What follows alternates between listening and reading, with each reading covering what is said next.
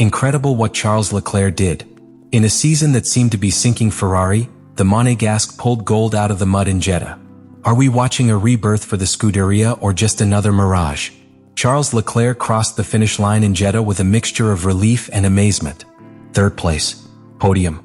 A position that, at the start of the weekend, seemed completely out of Ferrari's reach. But he achieved it. It wasn't a victory, not even a direct fight for first place, but given the conditions, it was a true sporting miracle. From the first lap, Leclerc displayed a different attitude. He knew he didn't have the car to win, but he did have the car to fight. And that calculating hunter's mentality was evident in every turn, every defensive maneuver, every decision he made with his track engineer. Ferrari, aware of the SF-25's limitations, opted for an unconventional strategy. While Oscar Piastri, who would ultimately win the race, opted for an early pit stop, Leclerc stayed on track on medium tires for more than 30 laps. A risky move, almost suicidal under normal conditions, but one that proved to be the key factor in his success. The fresh tires at the end allowed him not only to defend himself, but also to execute a perfect overtake on George Russell at turn 1. A surgical, precise move that ultimately sealed the podium. These types of races are what define a driver's greatness. Not by victory but by how he faces adversity. Leclerc didn't have a winning car, not even competitive at the level of McLaren or Red Bull, but he still played his cards masterfully. The most revealing part came at the end, when the Monegasque driver declared that he himself hadn't expected the result. He thought he'd be fending off the midfield, not fighting for trophies. That says a lot. It does say a lot about Ferrari's situation. But it also reflects the adaptability and fighting spirit of a driver who refuses to give up. This podium finish wasn't just a sporting result. It was a message. A reminder that even in the midst of a technical and structural storm, there are moments when talent and strategy can brighten a gray horizon. In Formula One, the difference between success and oblivion isn't always pure speed. Sometimes the art of gaining positions is built silently, lap after lap, from the pit wall. That was exactly what happened to Charles Leclerc at the 2025 Saudi Arabian Grand Prix. Ferrari knew it didn't have the pace to compete head-to-head with the leaders. The SF-25, although more competitive than in Australia and China, continued to show serious deficiencies, especially in terms of downforce and traction in long corners. Given this, the only realistic option was to search for a perfect strategic window.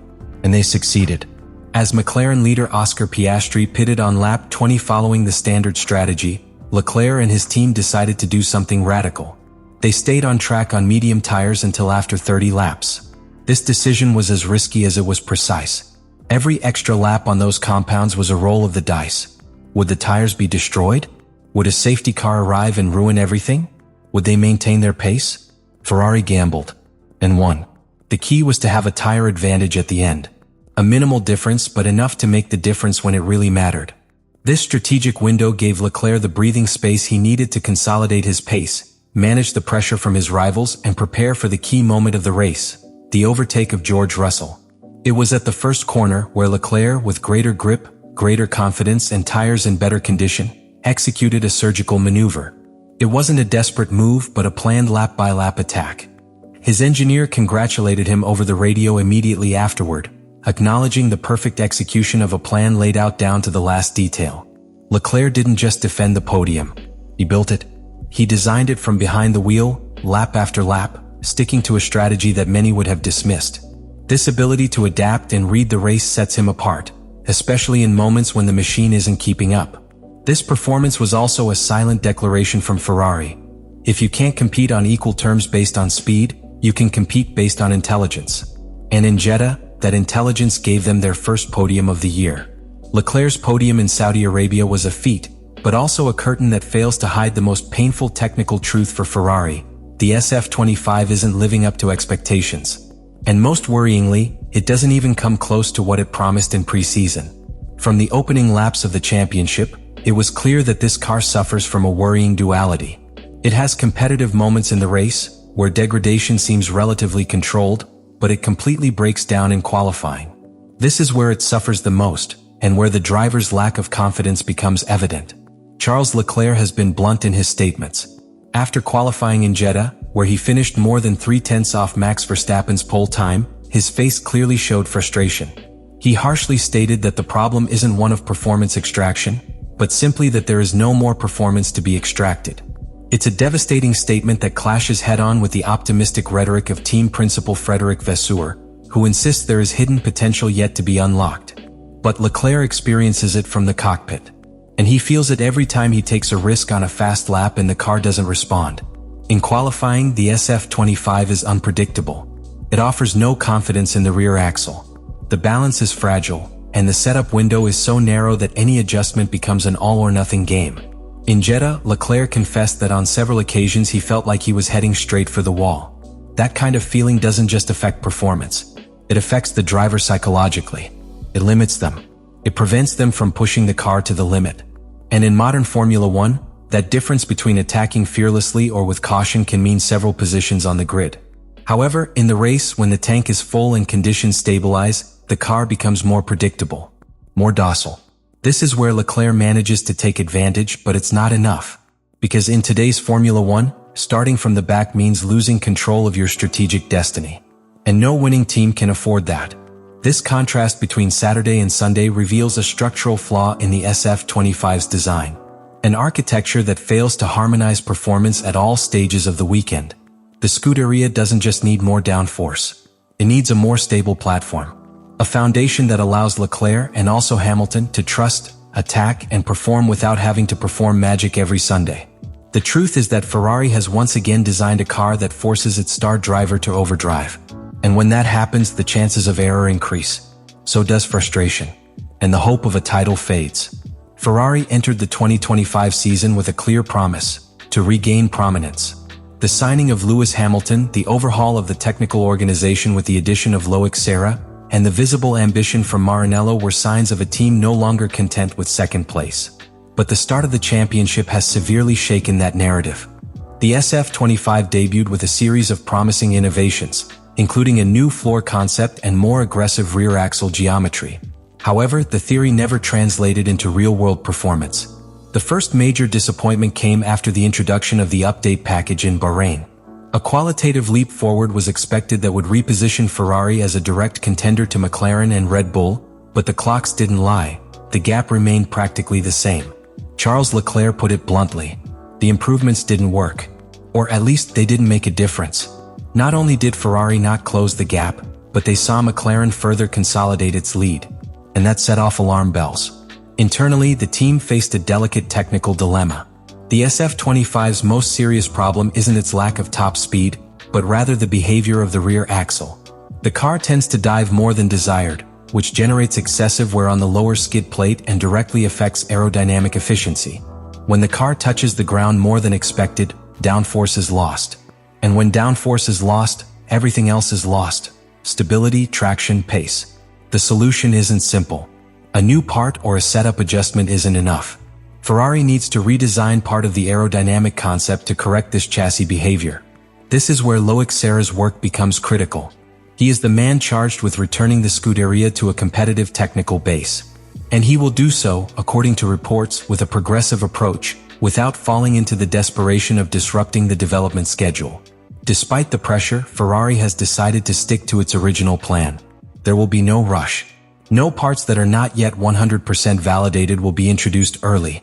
The next major update, which includes a revised chassis, will arrive in Bahrain as planned.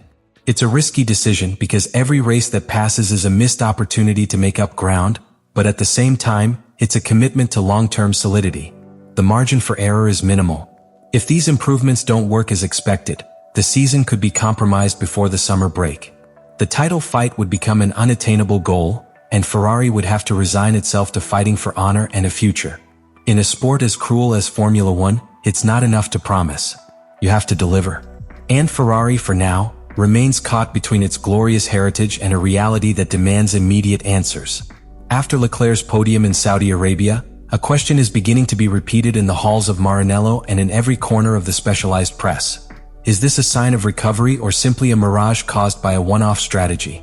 Ferrari's season didn't get off to a good start. The results in Australia and China were disappointing, with erratic performance and 2 cars disqualified in Shanghai. Only a few isolated glimpses, such as Hamilton's victory in the Chinese sprint race, had offered some consolation. Therefore, 3rd place in Jeddah was greeted with enthusiasm. But enthusiasm is not enough. Ferrari remains at a clear disadvantage in the championship. McLaren dominates authoritatively, and Red Bull, even amid its own turbulence, remains the benchmark. Leclerc's podium finish was not the result of a leap in the car's quality, but rather a brilliant strategic move and the driver's individual ability. That, in itself, does not guarantee consistency. The coming weeks will be decisive. In particular, the Miami Grand Prix is shaping up to be a crucial test.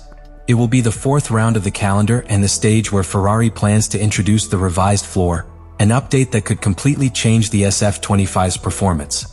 If this package works, the Scuderia could begin a gradual recovery. But if it fails, the team will face a new problem: the loss of internal confidence. The technical management has decided not to rush, not to anticipate improvements, not to force the schedule. It's an approach that seeks to avoid the mistakes of the past, but also means accepting that Ferrari could continue to lose valuable points while its rivals continue to evolve. The 2025 season leaves no room for error, and even less room for waiting. Amidst everything, Leclerc remains the key figure.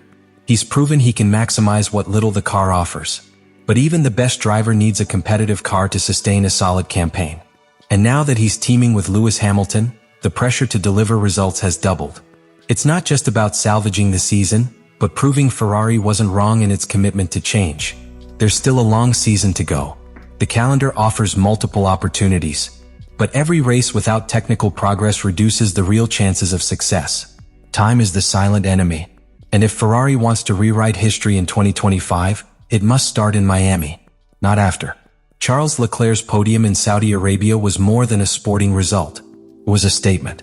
One of those rare occasions when a driver manages to defy technical logic, overcome the limitations of his machine, and remind the world what he's made of. It wasn't the car. It wasn't the power. It wasn't the aerodynamics. It was him. His ability to read a race like a chess player playing with limited pieces. His ability to squeeze every last lap out of a car that doesn't inspire confidence. His composure in executing a strategy that was hanging by a thread. But talent isn't enough. Not even heroism. Formula One is unforgiving. And although Jeddah was a respite, the truth is that Ferrari remains trapped in an internal struggle between promises and reality. Every technical decision, every update, every post on the wall now becomes just another test. The margin is zero. Leclerc needs a car. Not a miraculous one, but a coherent one. One that responds. One that accompanies him rather than challenges him. And Ferrari needs results. Urgent. Because time passes and rivals don't wait. Because Red Bull is no longer looking back. Because McLaren has learned to execute with the precision of a Swiss watch. And because Lewis Hamilton is about to enter the scene with all his experience, media pressure, and hunger for glory. Jeddah could have been the beginning. Or simply a stop on the road to another Red Bull frustration. The difference between the two paths lies in what Ferrari does now. Not in what it says, not in what it promises, but in what it puts on the track. And that story has yet to be written.